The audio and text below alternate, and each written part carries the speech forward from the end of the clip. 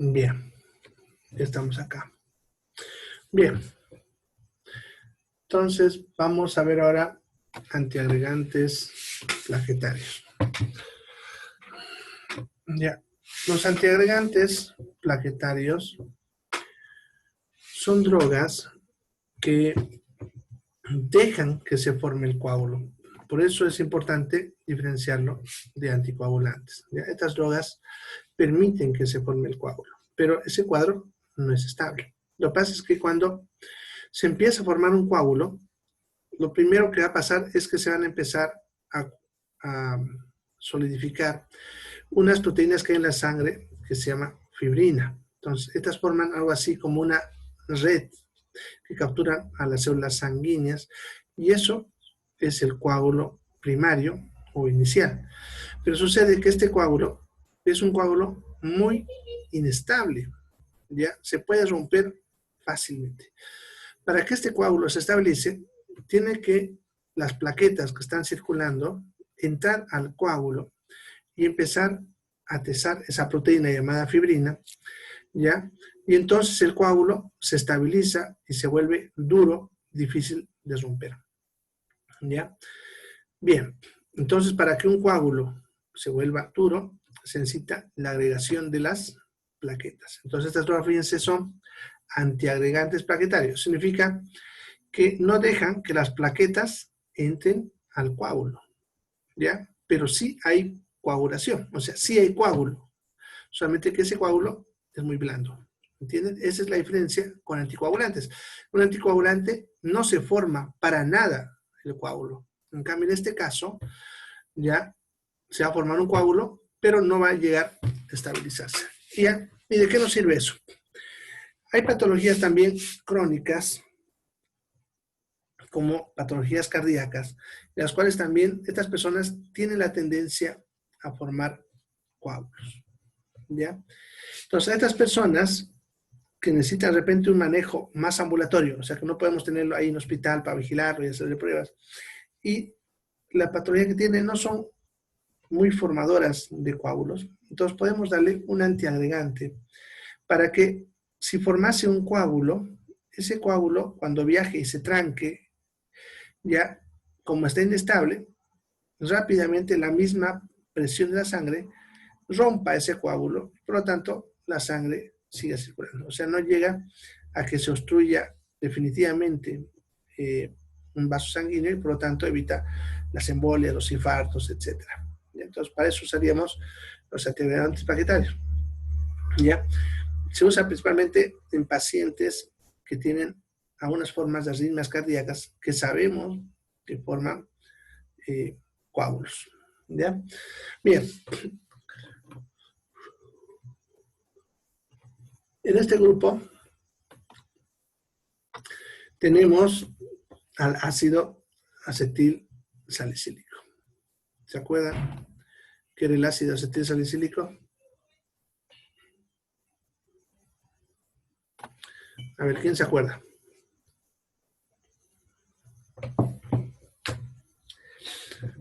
Bien, están como dormidos, creo. Bueno, el ácido acetil salicílico y la aspirina, la famosa aspirina, ya lo hemos visto en el segundo tema, si se acuerdan. ¿Ya? Bien, nombre comercial, aspirina, ¿no? La de 500, ¿ya? Y ya lo iba a decir. Ya, está bien. Te creo. La aspirineta, si se acuerdan, es la de 100, ya que es la que usamos para este caso, ya que no necesitamos de 500, basta con 100 miligramos cada 24 horas y ya tenemos este efecto antiagregante que estamos hablando acá. Incluso basta en realidad con 75 miligramos, ya con 75, no necesitamos 100. ¿Ya? Pero sucede que con 75, que es la tableta llamada cardioaspirina, vale unos 52 pesos la tableta. Y la aspirina, que es de 100, ustedes saben, el blister de 10 vale 6.50, o sea que es más barato. Dale una aspirineta a un paciente, ¿no? ¿Ya? Entonces, es la que más usa. ¿Ya? En algún paciente que por algún motivo no puede consumir ácido acetil salicílico, porque, por ejemplo, es alérgico, por ejemplo, a ese tipo de drogas, ¿ya? Entonces, para eso tenemos todas esas alternativas que están viendo ahí, de las cuales la que más usamos es el clopidogrel, ¿ya? Esta droga de aquí es la que podemos usar para reemplazar la aspirineta en pacientes que tuviesen necesidad de consumir estas tabletas para evitar la coagulación. ¿Ya? Bien. Luego estarían también el troviben, epifibretamina, el abciximab y el dipididamol. ¿Ya? Este también lo solemos usar. ¿Ya? Nosotros hay y lo usamos, no es que no tampoco, pero son, podemos decir, como alternativas. No se han dado cuenta que nosotros, de las drogas de un grupo, ya tenemos unas drogas que son las de primera línea, creemos, esas son las primeras que vamos a dar. Y cuando esas no funcionan o por algún motivo no puedo usarlas, como cuando hay contraindicaciones o alergias, entonces tengo otras alternativas. Entonces, estas son simplemente otras alternativas que podemos usar cuando por algún motivo el paciente no puede consumir alguna de esas otras, ¿ya? Bien. Entonces, ¿para qué servirá?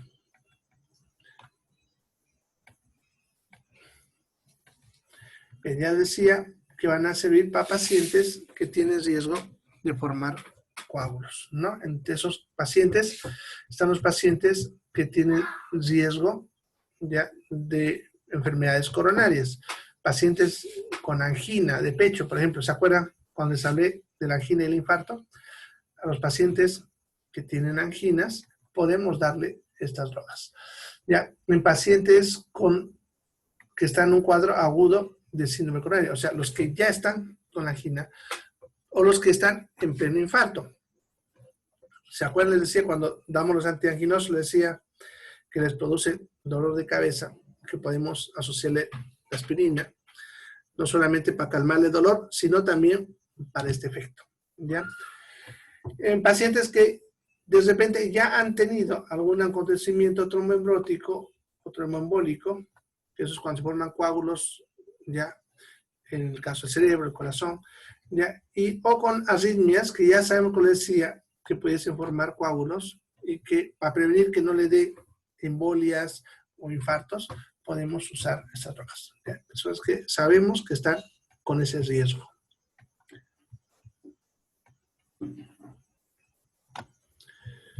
Bien, en cuanto a las contraindicaciones.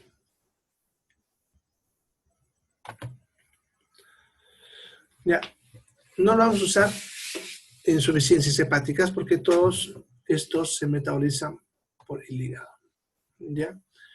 En cuanto a las hemorragias, ya saben, es lo mismo que el anterior, ¿no? Si lo doy esto, puede el paciente empezar a sangrar o empeorar su hemorragia que tiene. Entonces no podemos darle con hemorragias activas y tampoco con úlceras gástricas que le puede generar eso. En pacientes que hayan tenido hemorragias intracraneales, en otras palabras, pacientes que han salido de un derrame cerebral. ¿Ya? Bien, en cuanto a los efectos adversos, son más raros y son más seguros que los anticoagulantes. Por eso es preferible usar esto en esos pacientes. Sin embargo, pueden tener alguna vez trastornos principalmente hemorrágicos, ¿no? Los hematomas son los moretes, epistaxis, sangrado por la nariz y pueden presentar hemorragias de aparato gastrointestinal, ¿no? También diarrea, dolor abdominal, dispepsia, principalmente con el ácido acetil salicílico. Ya, en otras palabras, son más seguras que los anticoagulantes. ¿Ya? Sin embargo, un anticoagulante es más efectivo, pero es más peligroso de manejar. Entonces, en pacientes que son, podemos decir, indisciplinados con los tratamientos, que no hay quien los supervise, o pacientes que no pueden venir a controles, ¿ya? Es preferible darle antiagregantes que anticoagulantes. ¿Ya? Bien, esos serían los antiagregantes. ¿Alguna pregunta hasta acá? ¿Preguntas? Bueno, solamente como curiosidad, yo estoy escuchando hablar que los pacientes que tienen el famoso COVID, que se está hablando estos días, ya una de sus complicaciones, que es una de las complicaciones que los mata a los pacientes con COVID, es una patología llamada coagulación intravascular diseminada, ¿ya? Entonces, a los pacientes con COVID se le puede dar esta droga, ¿ya? De forma segura, ¿ya? No es como la otra que decía. Entonces, si están en casa, no pueden vigilar, no encuentran campo, ¿ya? ¿Qué le pueden dar para prevenir esa coagulación? Aspirineta. Están viendo, es fácil de conseguir, está en la tienda, se consigue con una dosis al día, se puede mantener bien. Pero lo que hay que entender, no cura el COVID, ¿ya? Por lo tanto, la droga no es para curar el COVID, como muchos creen. Es para evitar una de sus complicaciones, ¿ya? Tampoco es necesario consumirla si yo no tengo síntomas, porque también he estado viendo personas que están tomando esas drogas todos los días sin que tengan síntomas, ¿ya? Si bien, si toman dosis bajas no va a tener mucho problema, pero el problema es que muchos están tomando la dosis de 500, la aspirina, y ya saben que sus complicaciones cuando hablamos de aspirina es que puede producir gastritis, úlceras gástricas, ¿ya? Y a veces los pacientes suelen tener eso como complicación, ¿ya? Entonces, solamente se usa cuando ya el paciente empezó a tener síntomas, ¿ya? Y estando con síntomas, se puede empezar a tomar 100 miligramos por día, no para curar, no se olviden, para aliviar, pero para evitar que le dé coagulación intravascular diseminada, que son las complicaciones que está matando en esta enfermedad. ¿Ya? Bien. Sí, he visto, te cuento, hay cada esquema. Ya, también otros lados te están dando 3 al día, otros están diciendo 2 juntas. Ahí está viendo el Face, lo que está recomendando un colega que salió en televisión. No sé si no, pero yo creo que ustedes saben que está hablando un montón de cosas sin sentido. Ya, pero no es necesario. Ya, hay estudios, lo interesante es, miren, que cómo llega la desesperación de nuestra gente, incluso profesionales que a veces, no sé si no estudiaron, o se olvidan, o siguen el montón, ¿no? Ya hay estudios sobre cuán efectivo es el ácido acetilsalicílico en la prevención de coagulación intravascular diseminada ya de mucho tiempo en otras enfermedades, las cuales también esta complicación. Y se sabe muy bien que con una dosis de 100 miligramos al día es suficiente, no necesitas más. Ya, ahora, si quieres usarlo como analgésico, es otra cosa. Ya, ahí puedes usar como analgésico 500 miligramos cada 8 horas. Sabemos que es un analgésico y un antipirético, ¿no ven? Pero es más efectivo el ibuprofeno. Entonces, de repente, dale ibuprofeno para la analgesia y para la fiebre y darle aspirineta para este efecto antiagregante, ¿ya? ¿Cuánto tiempo? Mientras esté sintomático, ¿no? Cuando ya mejora, ya no hay síntomas, ya puede suspender, ya no es necesario, ¿ya? Entonces, solamente cuando empieza a tener síntomas. Como ahorita también estamos un poco saturados con que se hagan laboratorios, es recomendable que cuando un paciente empieza a tener síntomas, aun cuando no sea diagnosticado, o sea, aun cuando sea sospechoso, pongámosle que tenga síntomas de gripe, ¿no? Y no se llega a confirmar si es gripe, pero tampoco se va a confirmar de repente que es COVID, porque ahorita está muy saturado. Entonces, basta con que ya tenga esos síntomas, que pudiese ser gripe, que pueda empezar a tomar una aspirineta cada 24 horas, ¿ya? Entonces, no le va a hacer mucho problema y una vez que mejora, puede dejarlo también, ¿ya? No hay ningún problema. Bien. ¿Alguna otra pregunta? ¿Preguntas?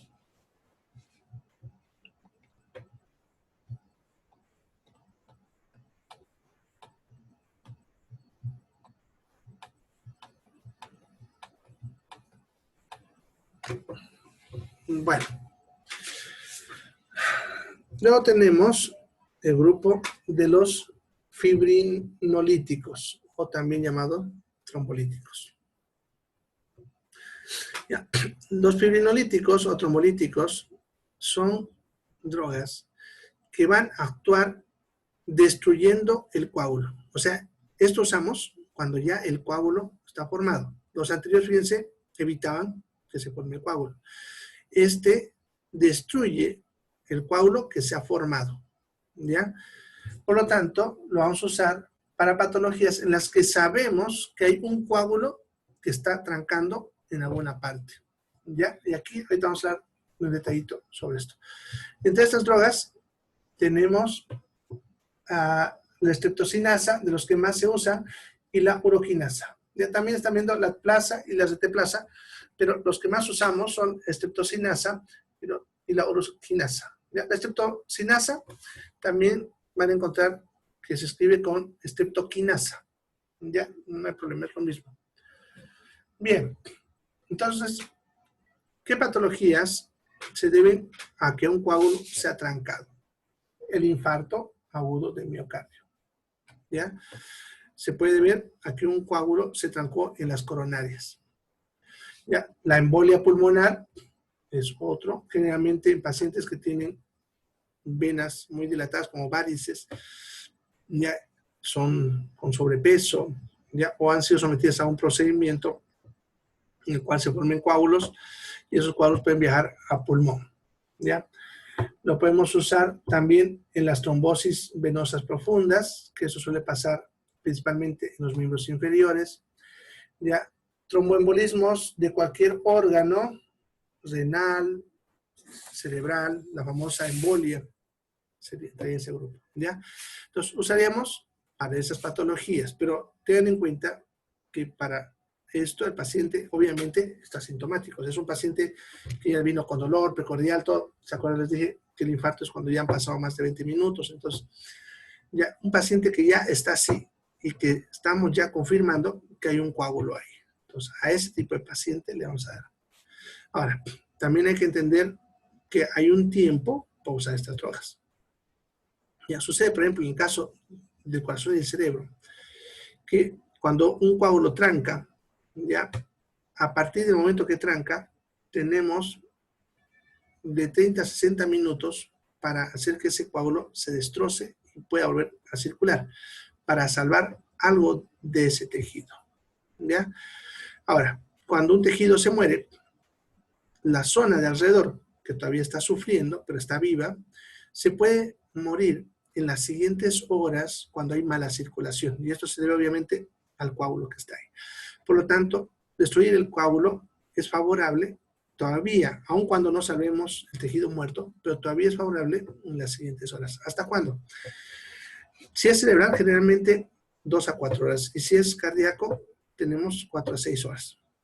¿Ya? Para usarlo. Cuanto más rápido, mejor, obviamente. ¿Ya? Ahora, después de eso, ya no se debe usar. Porque hay algo que nosotros ya le llamamos ya lesión post-irrigación. ¿Ya? Significa que si ya pasó todo este tiempo y destancamos ese coágulo y vuelve a entrar sangre, como ese tejido está muerto, ya puede generar que ese tejido empiece a sangrar en ese mismo lugar, ¿no? Y puede generar una inflamación más severa, ya que puede hacer que cause más daño, ¿ya? Entonces, para usar estas drogas tenemos un tiempo limitado, ¿ya? Por eso es importante los diagnósticos rápidos, porque si estamos en tiempo, pudiésemos usar esto y salvar tejido muerto, ¿ya? Bueno, ya están viendo que en esas situaciones los usamos. Bueno, contraindicaciones. ¿En qué caso no vamos a usar? Pacientes que tengan fibrilaciones auricular. ¿Por qué en este paciente no? Este tipo de paciente es un paciente que en la aurícula, es una parte del corazón, su aurícula, podemos decir, está temblando y no está botando bien la sangre. Generalmente, cuando la sangre no se mueve, se coagula. Entonces, este tipo de pacientes en sus aurículas a veces hacen coágulos bastante grandes. ¿Ya? Mientras están ahí, no son peligro. El problema es que se desprenda. ¿Ya? Si nosotros le damos esta droga, pudiésemos hacer que estos coágulos grandes se fragmenten en coágulos más pequeños. Y estos salgan y me produzcan varios infartos, ¿no? Entonces, por eso está contraindicado. Lo mismo en los aneurismas. Y en el aneurisma, que es la dilatación de una arteria, uno por lo que estoy mencionando, porque otros también suelen tener coágulos grandes. Pero también los aneurismas ya son, si ustedes quieren, como un globo que va a reventar, ¿no? Y a veces ya ese aneurisma se está desgarrando y está a punto de reventar para sangrar. O en algunos casos incluso ya se rajó un poquito y ya está sangrando, pero el coágulo grandote, ese que decía que está formando ahí, está evitando que ocurra una hemorragia masiva. Si le damos esta droga, al destruir ese coágulo, podemos generar una hemorragia masiva en los pacientes que tienen aneurismas. Por eso no vamos a dar. Lo mismo se aplicaría a pacientes con malformaciones vasculares. Bien, en cuanto a coagulopatías, los pacientes que tienen coagulopatía son personas que no coagulan. Y entonces es obvio que no le debemos dar esto porque no forma coágulos. Ya, más bien, este tipo de pacientes queremos que coagulen. Ya, entonces eso hay que tenerlo en cuenta. Diatesis hemorrágica son cualquier tipo de trastorno hemorrágico, como por decirles el dengue hemorrágico, ¿no? Cualquier tipo de eso. Pacientes que hayan tenido úlceras, que hayan sometido anestesias, por lo que les expliqué igual hace ratito, ¿no? De cualquier tipo. ¿Ya? Y pacientes que hayan sufrido de derrames cerebrales recientes, generalmente en un tiempo menor a 100 días. Si es que ha tenido un derrame, no podemos usar estas drogas porque podemos hacer que ese coagulito que está ahí, que está cicatrizando para evitar que vuelva a sangrar, se desprenda y genere una nueva hemorragia. Bien, en cuanto a los efectos adversos,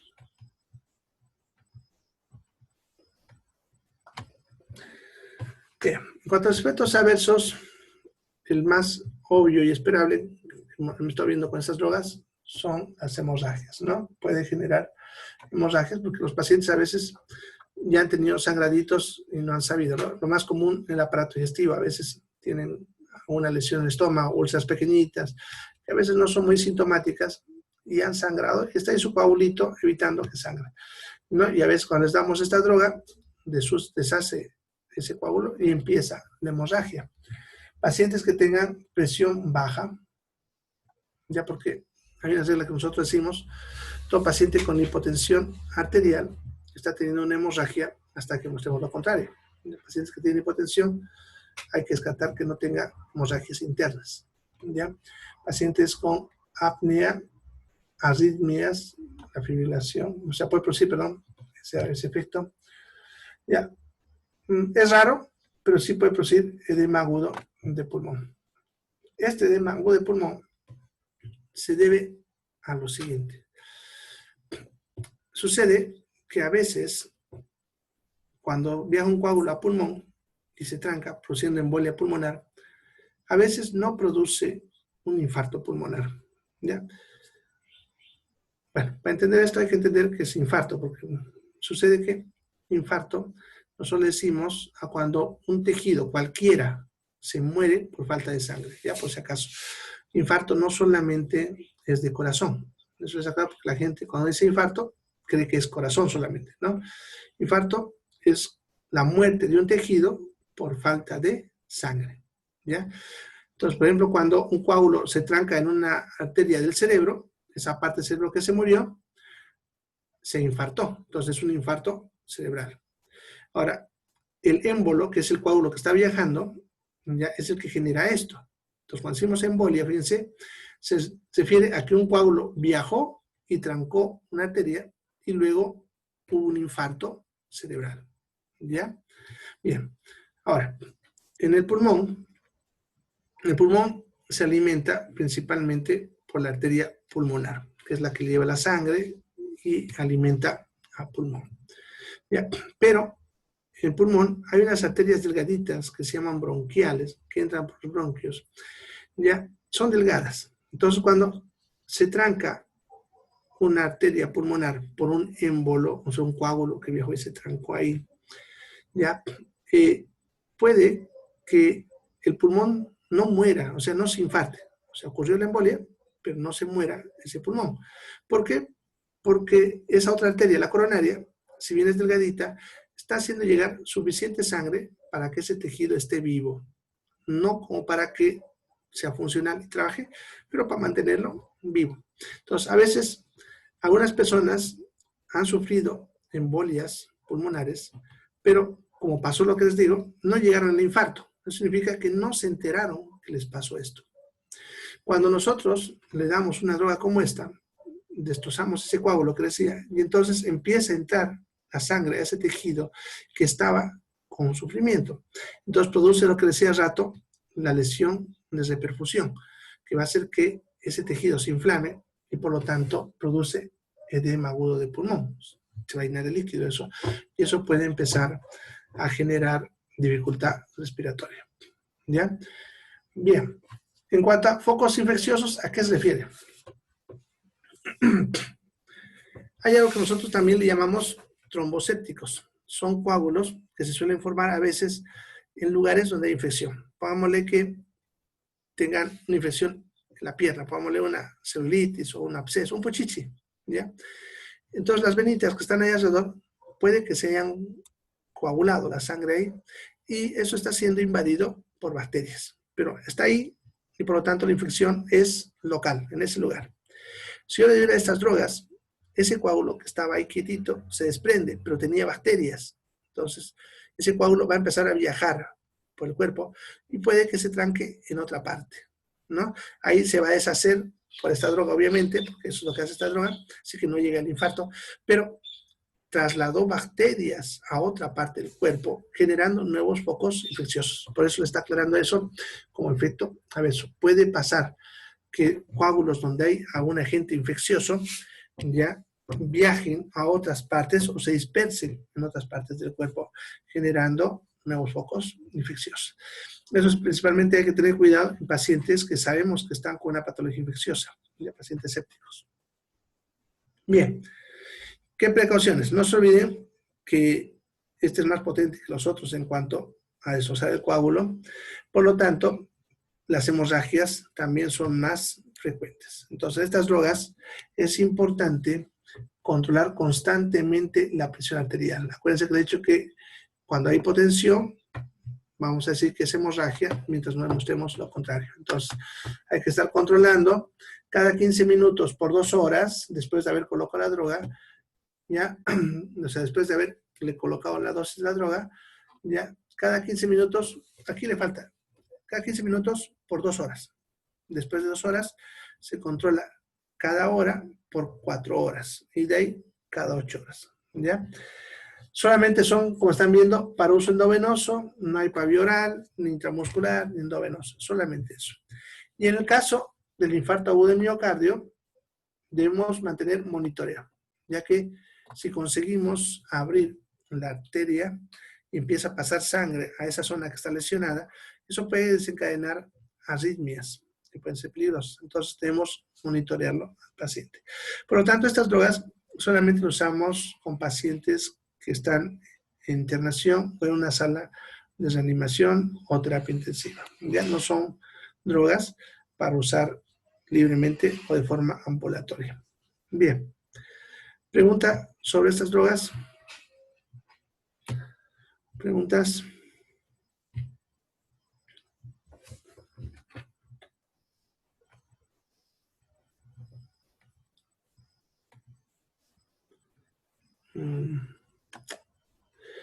Bien. Sucede que me he olvidado ponerle una droga, un tipo de droga. Bien. Ya, no está. Luego se los paso. ¿Ya? Hay un grupo de drogas que no está acá, que son los coagulantes. ¿Ya? Los coagulantes son drogas que hacen lo contrario que hemos visto aquí. Hacer que se formen coágulos.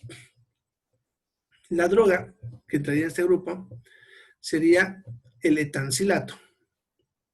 Viene con nombre comercial de Disinone.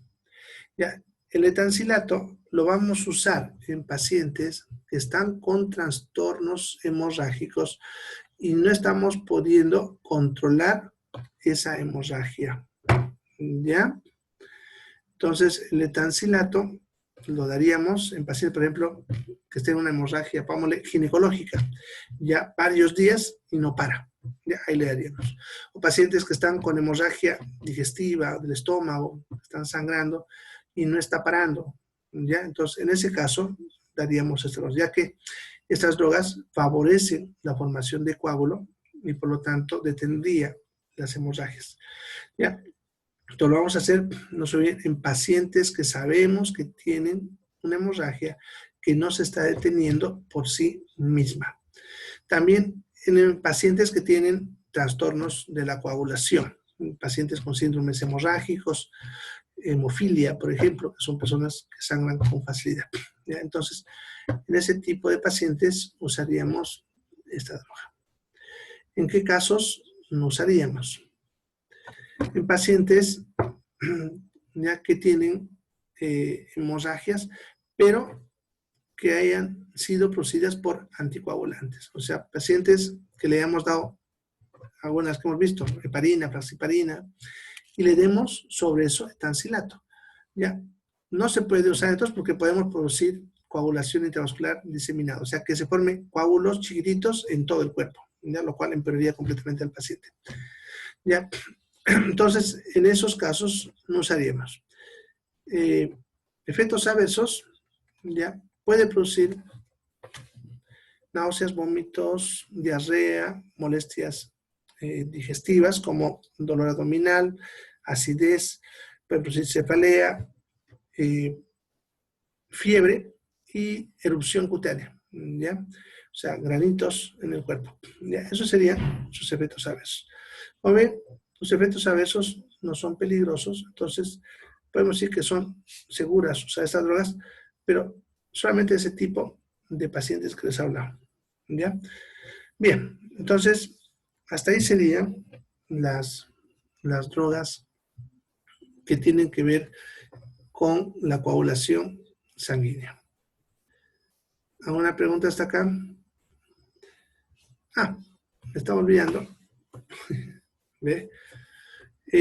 Dentro de este grupo de los coagulantes, además del etancilato, estaría la vitamina K. ¿ya? La vitamina K en sí no es un coagulante, sino es una molécula que favorece la coagulación natural. O sea, no hace que la sangre se coagule, pero hace que la sangre, cuando se deba coagular, se coagule rápido. ¿Ya? O sea, es una droga que favorece la coagulación de forma natural. También lo vamos a usar en pacientes con hemorragias, con las que estaba mencionando un ratito, para el etancilato, ¿ya?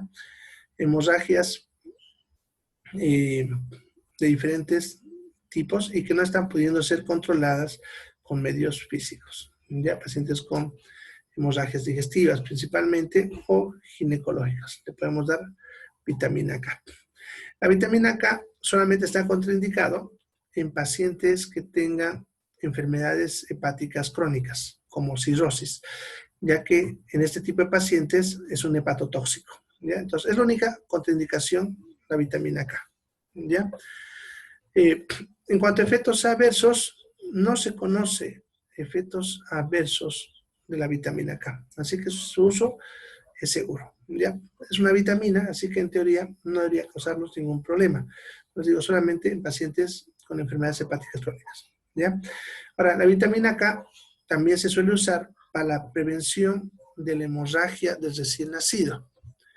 Sucede que un recién nacidito nace naturalmente con una deficiencia de vitamina K y si no le colocamos vitamina K, cuando se caiga el cordón al 9º día, pudiese tener una hemorragia. Digo pudiese porque obviamente no todos los niños, ¿ya? Pero de rutina a todos recién nacidito le vamos a colocar vitamina K vía intramuscular para prevenir esta patología, ¿ya? Entonces serían sus indicaciones de la vitamina K. Bueno, ¿alguna pregunta? ¿Preguntas? Bien, entonces tenemos 2 minutitos, así que ya no me hay tiempo para empezar un nuevo tema. De todas maneras, ya nos falta poco para acabar la materia, ¿ya? Y estamos con buen avance. Así que nos vemos mañana. Lo del lunes, que es feriado, ¿ya? Bueno, podemos decir que tómelo con feriado. De todas maneras, siempre estén atentos a las comunicaciones que hacemos, ¿ya? El examen sí es de todo lo avanzado, ¿ya? En cuanto a los cuestionarios, solamente me falta uno, porque son 8 que tengo que darles en todo el avance de la materia. Entonces, de repente, mandé entre hoy y mañana, ¿ya? El último cuestionario, ¿ya? El día martes todavía tenemos un avance y el día miércoles es su examen, ¿no? ¿Ya? La nota del práctico, bueno, estoy todavía revisando, porque como son varios y de varios turnos, entonces en la noche me siento a revisar. De todas maneras, los que ya tienen revisado, ya les debe estar llegando su nota, ¿no? Entonces, conforme voy revisando, también voy devolviendo, pidiéndoles que los resuelvan. Si es que no recibió la nota o no hay que diga que los revisen, es porque está bien o todavía no ha llegado a ustedes. Ya, así que ya va a llegar, no se preocupe. Bien, ¿alguna otra pregunta? ¿Preguntas? Bien, vayan preparándose entonces para el examen. Ya, aprovechen su tiempo, no lo descuiden. Están viendo que farmacología no es tan facilito, ¿no? Es un poquito dolor de cabeza porque hay que memorizarse bastante los nombres, los efectos, pero procura hacer así como yo lo manejo de forma grupal, ¿no? Entonces ustedes saben que, por ejemplo, la heparina es un anticoagulante, ya saben, se aplica a todos esos efectos adversos. Entonces, aprenderse el grupo, las drogas pertenecen al grupo, sus efectos, ¿ya? Porque si están uno por uno, les va a costar bastante. Ya, hay grupos, van a ver que son parecidos, ¿no? Por ejemplo, se han visto antiinflamatorios, casi todos tienen los mismos efectos, ¿no? Entonces, pueden manejarlo así. Bien, nos vemos mañana entonces. Se cuidan. Buenas noches.